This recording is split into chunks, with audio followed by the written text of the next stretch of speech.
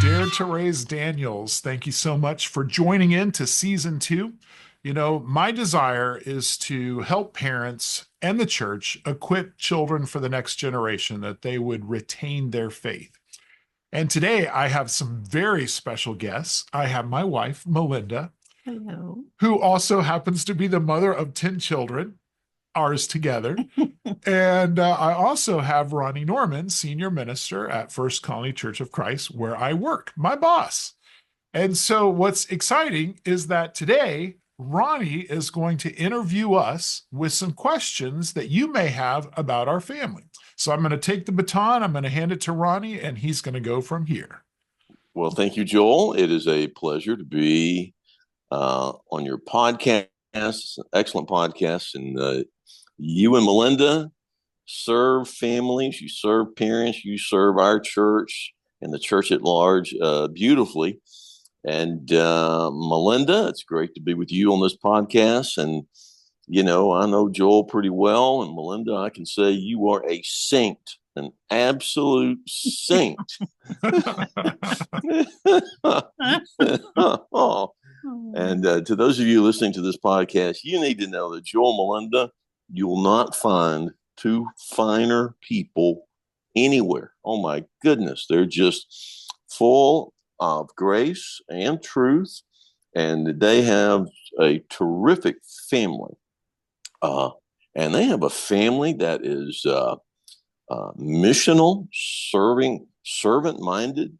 And their kids are just an incredible testimony to the kind of atmosphere and environment that they build in their home. So what I'm going to do today is I'll walk through some questions for them because they're really, really good coaches. Their 10 children range in age from 6 to 22. Truett is 6 and JD's 22. And then there are 8 others in between. So let's start. So Joel and Melinda, you've got 10 kids. So could you walk everyone through just sort of a typical day? Like there is a typical day, but walk everyone through a typical day in the Smith household. You want me to? You go. Okay. Well, I think that has changed over the years, of course, but I can tell you about where we're at right now. And it's probably my favorite and the best stage of life we've been in, with lots of teenagers in our home. I was afraid of teenagers for a while, and I love my teenagers. So that's a neat thing. But in a typical day, both Joel and I have learned to get up early and have our quiet time, because you can't get that done before the rest of the day. So now, where our kids are at in our life, I can leave my kids at home for an hour and go on a walk. And that's only been in like the last year I've been able to do that. So that's time for me and the Lord. And that's kind of how my day starts early.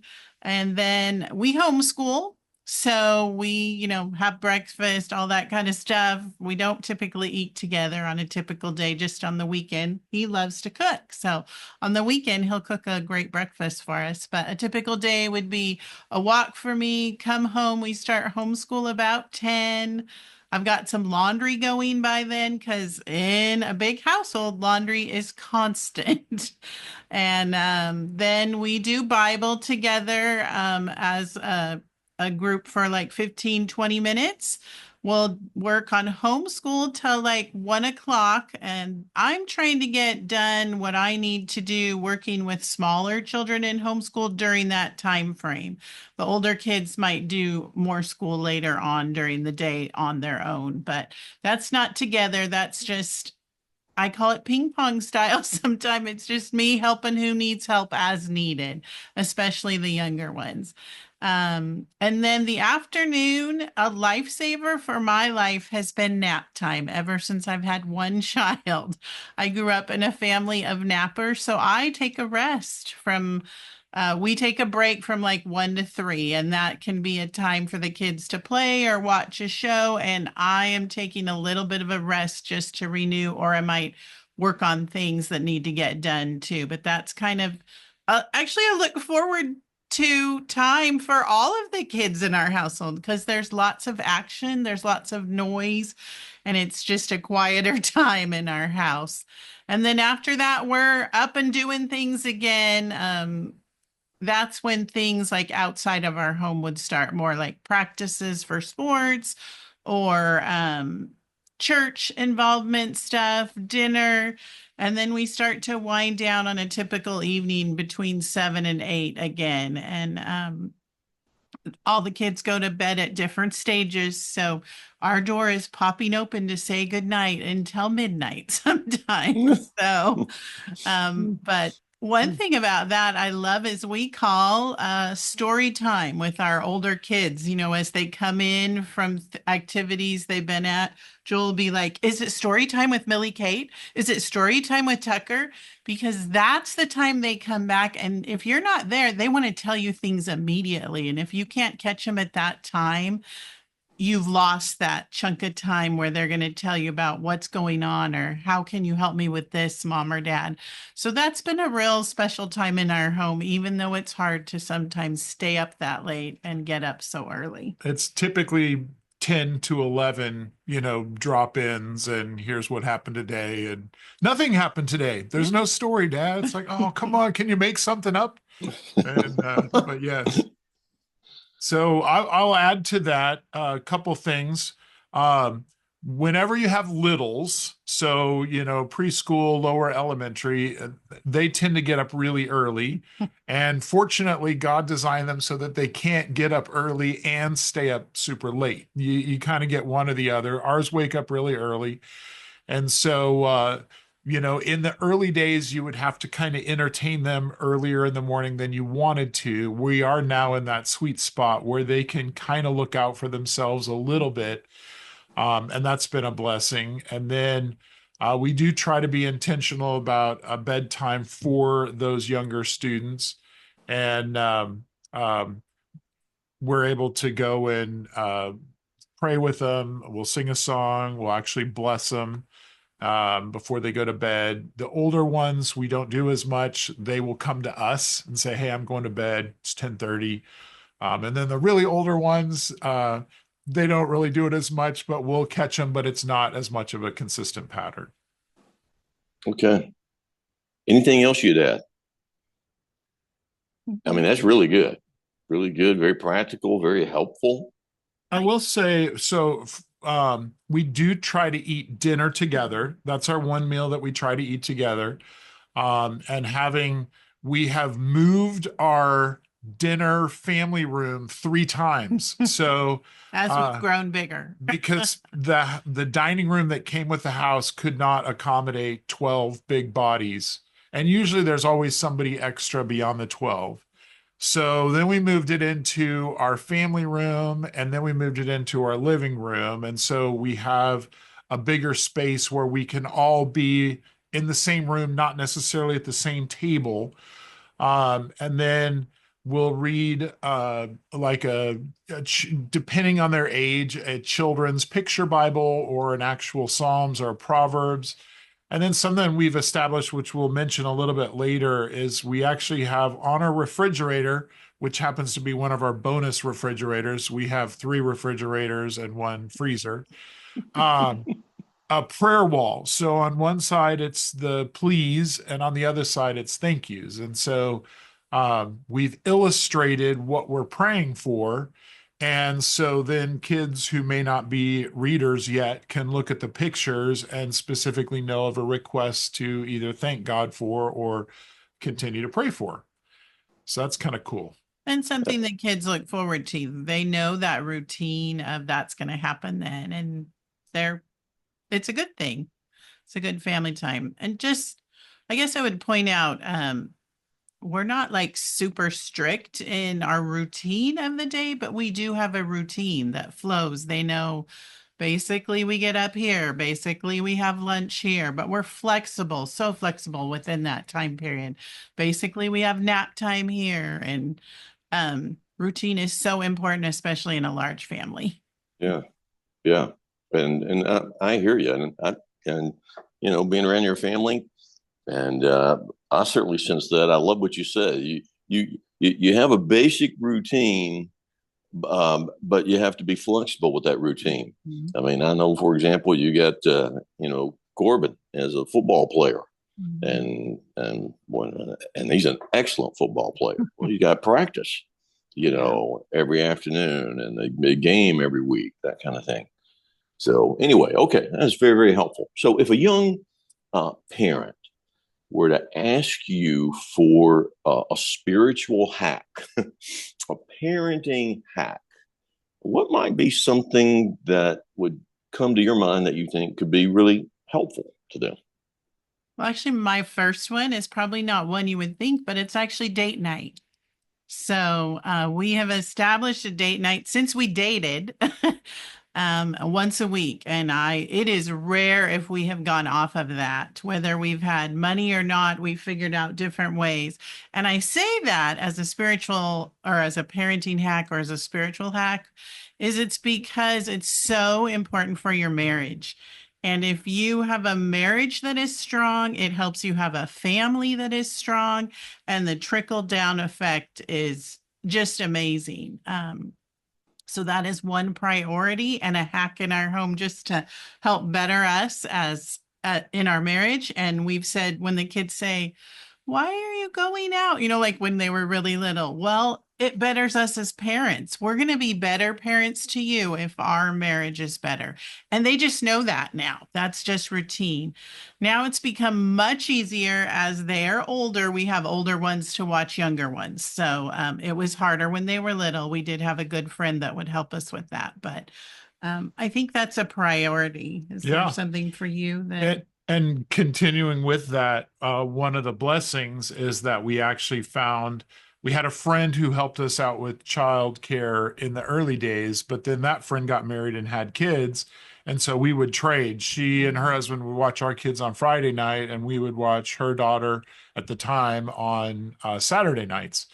And so it really worked out well. And so I encourage parents, you can make it work. You're like, man, I can't afford to do this. Well, our date may be just grocery shopping at Kroger. That may be the whole date, but at least get away, go for a walk. And when you get a gift card, go to Taste of Texas. And I guess just a basic parenting hack is always have snacks and water on hand. I mean, food is so important to little ones, to big ones. We've gone without sometimes and we'll both be like, we forgot the snacks. It's terrible. It's awful. But if you can nourish a body, I mean, that just changes everyone's disposition. So, we try to be good about being prepared ahead of time as much as we can, and always having a schedule that we're going to be ready for, whether it be clothing or snacks or water or whatever it is. That has helped so much. And even when you mess up, so like let's say we go on an adventure and we realize we forgot all this stuff. It's like, that's okay. Next time I know better, and usually it's when I mess up, then I don't forget that in the future very often. I'm going to add one more simple one, and that's settling disputes. So when you have specifically boys and they play games with each other, there often are disagreements from perspective and fairness. I won. No, you yes. won. That's so surprising. I know, it's the craziest thing we've ever observed. Yeah. But they'll come to us and they want justice. And it's like, I have no idea. Whether your foot was in bounds or whether it was out of bounds, whether there was a penalty before that. And so at the end of the day, this does work sometimes, is we'll say, okay, let's just have a quick paper, scissors, rock duel, rock, paper, scissors, shoot, however you want to do it. And we'll do it one time, and the winner, you get the point, you get the ball, and we'll continue on. And, nobody really likes it, especially when they totally feel that they are the right one and the other one is. But at least it kind of settles it and you move on. And they don't blame us either. Yeah. So it's kind of handy. Very good. Okay. This is golden information. Fantastic. Let's move on to Next question. Why don't you give us some key character traits, maybe three character traits that you believe children should develop as they prepare to launch? I mean, because yes, you're raising children, but you're raising children to be adults and hopefully lifelong enthusiastic followers of Jesus. And so, what are some character traits that you believe that are really important to build into children? And how do you, in the Smith household, how do you intentionally build those traits into your kids? I think the first one I would start with is obedience, and from a young age. And the premise behind that is if you can teach your child to obey you, it's much easier to obey God in the long run later on as they grow up. You're teaching that authority to them, and then they have authority for God. And if you can also teach them to obey by age 5, I mean, obviously they're not going to obey it, but if you can get it down before age 5, it is so much easier later on. That was part of me being scared of those teenage years, but I think because we've built into them so much under age 5, which granted is really hard work. It's constant. And we had 5 under 5 at one point. So, I mean, we've had a couple chunks of that. So, just constantly in various ways, teaching them to obey you, teaching them obedience to God's word. And then the product later on sounds bad to say product, but it's been such a sweet outcome to see that in their lives later on. So that would be one of the first things I would say. Do you have Joel has a specific, I think, in obedience of how to do it. Well, so I know when people hear the word obedience, especially in America these days, they're like, that sounds so subservient, like a dog. And, why would you train kids to be that? And then what do you do when there's a bad leader who asks them to do wrong things? And that's why kids come to parents, and so that we can guide them through those. It's not, just A, B, C, D, E, and boom, you've got it. There's a lifelong process that we can learn, and ultimately, Scripture is our authority. But we developed some keys many years ago called the 5 keys of obedience, and almost like a locked door. If you unlock 4 of those locks, do you get to go through the door? No, you have to unlock all 5 of them to be obedient. And so the first one is instant obedience. If you're asked to do something and they're like, yeah, Dad, I'll get to it. Good one, trash. Hey, I need you to take out the trash. Yeah, okay, I'll get to it. And then you come out the next morning and you see the trash truck driving away and someone forgot to do the trash. It wasn't done. And so some things you just have to say, no, this is something I need you to do instantly. There is complete obedience. And so, for example, if there is a trash can, and we'll stick with the trash example, and you say, take out the trash, and your son comes and takes one piece of trash out of the trash and takes it outside, was that obedience? No, you've got to do the complete job of obedience. There's also without complaining. And I think of a door. When a door opens and it's a creaky door, isn't that annoying? And so when you hear the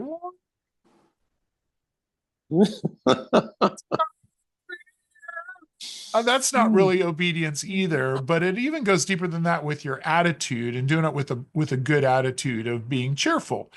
And so I can tell you, when I'm trying to get my kids ready to launch. And let's suppose that they're working for a boss, whether it's in a church or outside a church, and their boss asks them to do something and they totally put on a disposition of, I can't stand you. I can't stand the fact that you're asking me to do this, but I'll do it because you're the boss and I want a paycheck. They're not going to go very far in that business. And so we want to have a positive attitude. We want to be energy givers in our obedience. And then the final one, I like this one the best, is going the extra mile. And the illustration in Scripture where Jesus says, if they ask you to take your pack 1, you go 2. And it's ministry that happens in that second mile. Uh, a soldier from Rome could ask a Jewish person or someone who was under their reign to carry their bag 1 mile, which was your duty. But if you went a second mile and said, you know what, I've carried it one, I'll take it two, what's the first question they're going to ask? Why? Why are you doing this? Well, that's when ministry happens. You get to explain more about why you believe what you do and so forth. And so our goal is that the first character trait that our kids grasp would be obedience. And in a small child, what we taught them was, okay, we need to obey all the way, right away with a happy heart. That was the condensed version of that. And they would go around, and I'd just have to say, did you obey all the way? No, Mama. Did you obey with a happy heart? No. And they could finish it. They knew what I expected of them. And following through on that too was important. And I think So go ahead. this is great. We want to teach obedience right away, all the way, with a happy heart. And then Joel's 4 points were what, there were 5. Yes. So okay. Instant Instant obedience, complete obedience, without complaining, cheerful. Those two could sort of go together, but one is what you hear, one's what you see, and then the last one is going the extra mile. Yeah, going the extra mile. Okay. And to go along with that, a verse in our home they have memorized, because I say it all the time: do all things without complaining or arguing. And that goes into the arguing aspect too. And then I say, why do we do that? Well, the last part of that verse says, so we can shine like stars in the universe to reflect him, which is what Joel was talking about in the going the extra mile. That's where service and ministry happens. The ministry mile. Mm-hmm. Yeah, that's fantastic. So I think I was going to say our second one would be building faith into them. Mm-hmm. And along with all these, falls into Deuteronomy 6, 7, and 8. That falls into obedience, teaching them. This is the faith part of it too.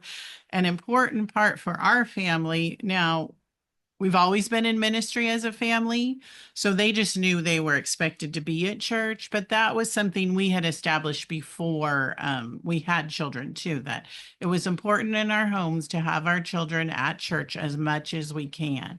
And I think as a result of that, they love it at church. That's where they want to be. That's where they thrive. That's where they serve. That's where a lot of their friends are. And we established that from a young age. So that was probably part of the faith piece I was trying to get at. Any other faith piece? I would say in addition to the faith is that we're trying to pass on our faith ultimately, that kids know that yes, there is a God, yes, he loves you, and yes, he has a plan for your life. And that's when life gets tough and you're like, man, I was planning to go in one direction and there's a massive detour and that's ruined everything. Is that, there is a God. He is in control. He is a good God. He has a plan, and that gives hope. And I think that faith is crucial. Well, obviously, to pass on the faith, you kind of need to start with faith. And a piece of that was important to us, a lot of your faith or your walk with Jesus much more is caught than taught. So living examples of that as much as we could. We're not perfect by any means, and they see that too. And we're able to go to them and say, I'm sorry, I messed up. I'm not perfect. So seeking their forgiveness in things, but also teaching them how to have a quiet time. I grew up watching my parents do that, and he watched his parents. So a lot of that was, caught, not taught. You saw it by example. So us making that space to do that for ourselves, and then teaching them how to do it. And one of the things that I've taught them from a young age is I'm always going to ask you, how's your time with Jesus? So that when they grow up and they're like 22, JD's age, I can ask him without him being embarrassed, how's your time with Jesus? And he knows what I mean. And he'll say, Mom, it's good, or, or I'm struggling here or whatever. So That has been an important piece of that. And then also prayer. Do you want to talk more about prayer or? Yeah, well, we mentioned the prayer wall, and what was cool is one of our daughters was talking with her Bible class teacher here at church, and she said, "Did you know prayer actually works?" And the teacher was like, "Well, yeah, but what do you mean?" She's like, "Well, we've been praying for these things, and we've taken them from the please side to the thank you side."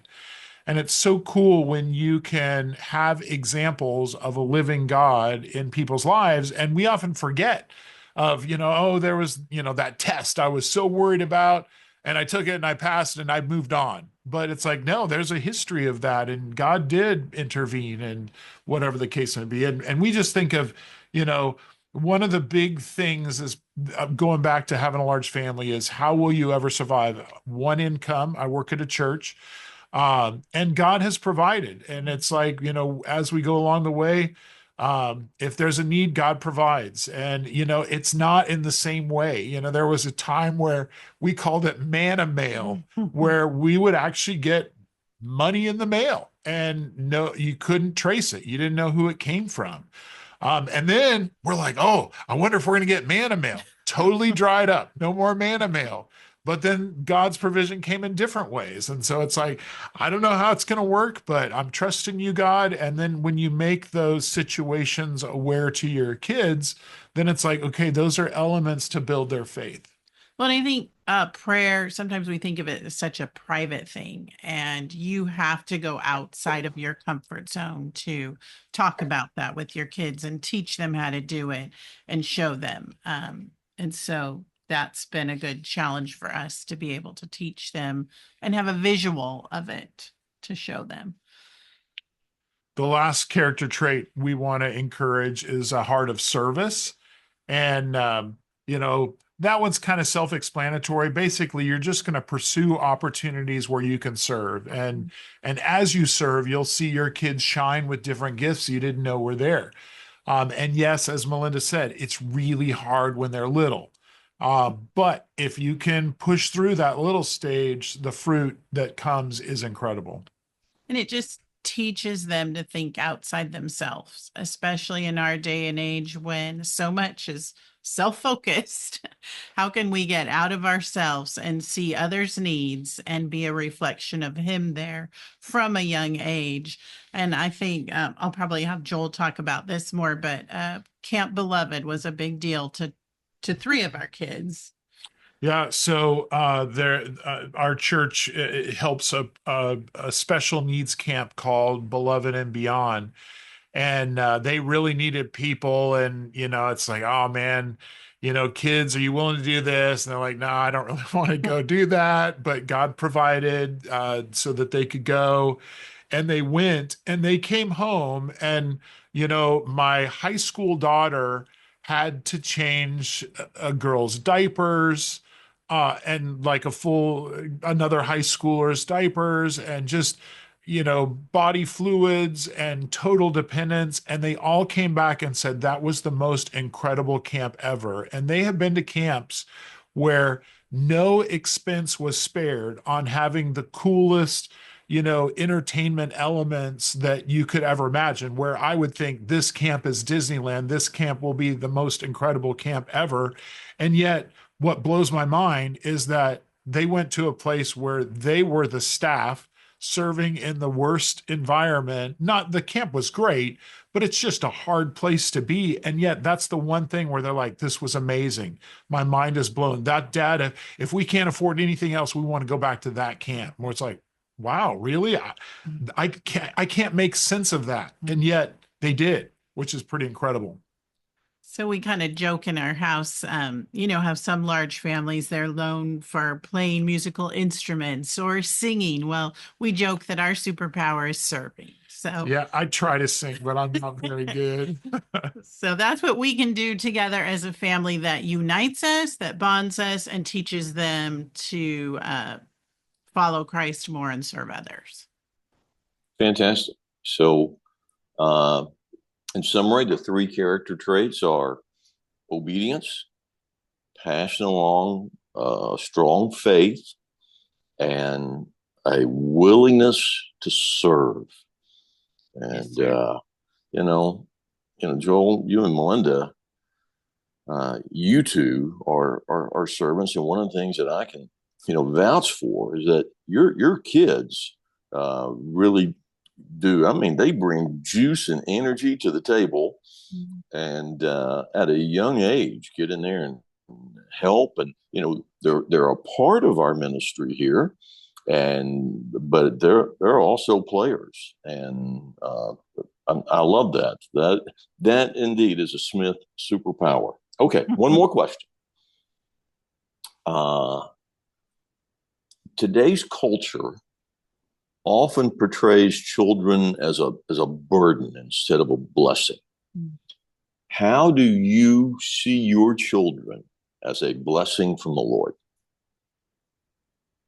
Well, from the get-go, we've always been open to life. So we've said, God, however many kids you give us that you provide for, we will have. Now, that's not always easy. And I wouldn't say it's a burden, but it's hard sometimes. But the joy on the other side of it has been amazing. There are many hard days, but the joy probably so much more out surpasses all of that. And they bring us such life and joy as parents, and we learn from them and we grow with them. Um, One of our things that we like to say in having a big family, we can make a really big mess, but we can also clean it up really fast as a large group of people. And then we have one thing we enjoy, I think, especially Joel, but I do too, is we have a team. We have a couple teams. We have a team of football that can play together. We were here at the church park playing the other day, and 5 of them were playing football, and like 3 of them were doing hurdles. So we had 2 teams going on, and just we both commented afterwards, just the joy of seeing them play together, work together, help each other. It wasn't just like, no, I want to win and I'm not going to teach you how to do this. But the older ones serving the younger ones and the camaraderie there. Now they fight and argue, but just the joy in seeing how they grow together as brother and sisters and look out for each other and help each other. I think that's one of our biggest joys. Yeah, I would say kids do bring joy. Yes, they bring challenges as well. And what's fascinating to me is it's just one of those things that doesn't make sense when you look at it from maybe a ROI perspective.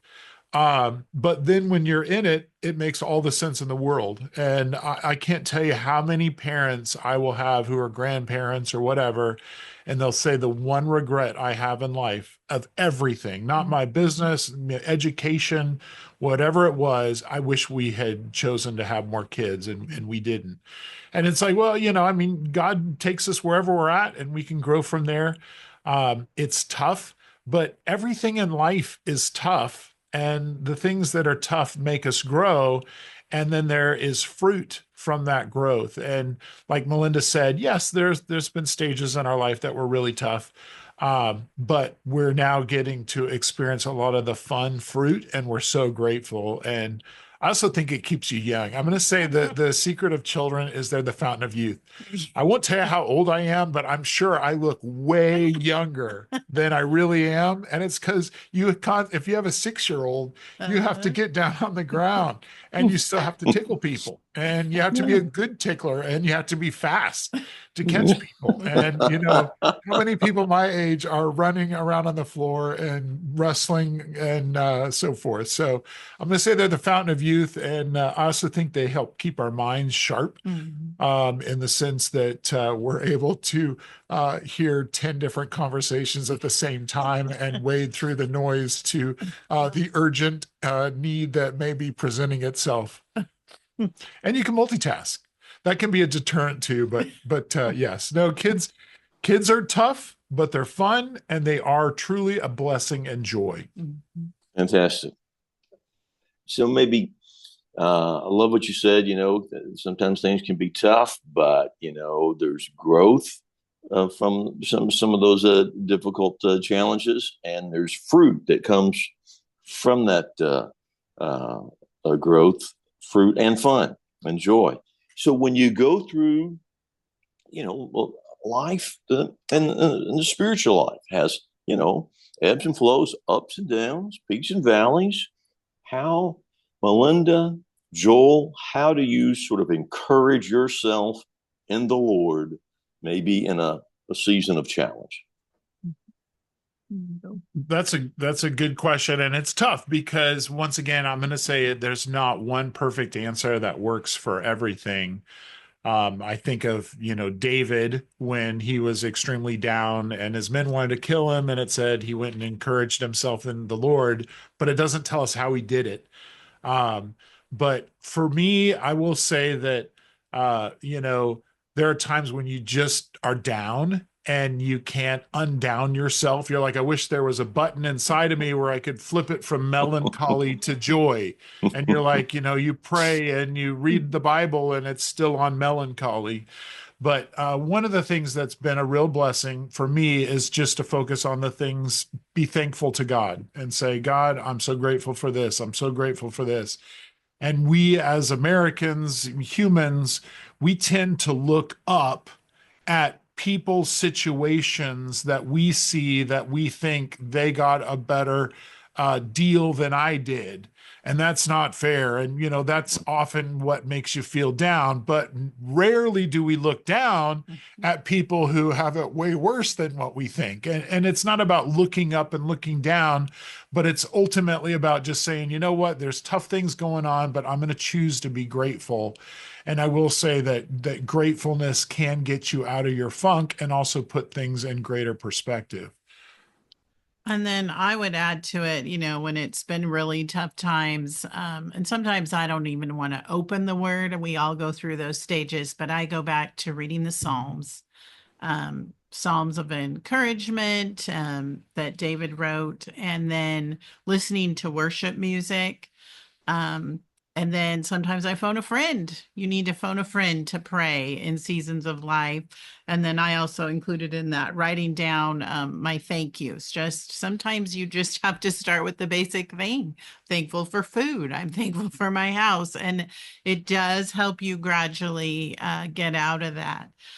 So being grateful is a really big part of it. And then something else we've just done, I think it was from Joel's dad. That when we are really discouraged, we say, okay, guys, it's time to go celebrate. It's time to go have ice cream. So we'll go to Baskin Robbins and have ice cream or wherever, or we'll go to the park and play a game together or, a football game or a basketball game or whatever, trying to add some joy when something discouraging has happened. And I think that has really been a blessing to our family, and you'll see our kids say it every once in a while too. Hey, let's go do this. It's been a rough day, Things are really bad, so let's go to Baskin Robbins. And you tell me like ice cream in we our do. house. Yes. There you go. Snacks and ice cream goes a long, long way. Secrets. Yeah. Well, first of all, it's been just a pleasure and honor for me to interview the two of you today. I really appreciate you allowing me to do this. Like I've told you in private, I'd love to be a fly on the wall in your house and watch some things, and so many people would. And what you shared today has just been inspiring, really. I mean, inspiring. And for the people who do not know you personally, I can just tell you that Joel and Melinda, they are the real deal. And you heard it, talk about you want to have a schedule, but want to be flexible. And they are the real deal. They are genuine. They aim high, but nobody bats 1,000. They'll own that. They can apologize. Their children see that. Their children know how how to pursue Christ with authenticity. So we appreciate you being such an influence in our church family, and I personally appreciate your partnership in the gospel here. And it has been just one of the highlights of my ministry over the years. I'm just a few weeks away from retiring, but one of my highlights in serving here is just being able to have a partnership with you and your family. And I love you and respect you. So, Joel, let me turn it back over to you. Why don't you tie a bow on your own podcast? All right. Well, thank you. You did very well. And I just want our audience to know that Ronnie has been an incredible boss, an incredible encourager, a godly man who has done extremely well and blessed many people in the church and beyond. So I want to say thank you as well for your leadership here at First Colony and with our family. All right. Well, that wraps up our Dare to Raise Daniel Season 2 kickoff episode. Thank you so much for listening, and we will be back next Tuesday. God bless. See you soon. Bye-bye. Bye-bye.